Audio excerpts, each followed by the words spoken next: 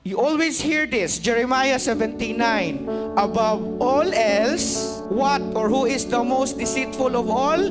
Atong kasing-kasing. So pagbantay sa imo kasing-kasing, kay abi nimo will na ni Lord pero imo na day na desire. Remember that the human heart is the most deceitful of all things and desperately wicked.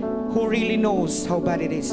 Inana ka wicked ang atong heart. And isa sa mga ato ang bantayanan nga na-convert na di ay ug nilihis na di ay ta sa God's will paingon sa ato ang mga personal desires. It's kani God's will, kani ato timanan. Ang will sa Ginoo leads to life.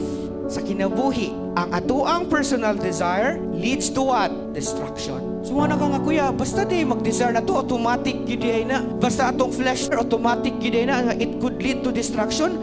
Yes. O dili, depende na sa tao. Dili na depende sa tao. Basta gali, tumano na to ang ato ang desire, ato ang humanly or ato ang fleshly desire, destruction yun ang sunod, anak. Walay excuse, anak.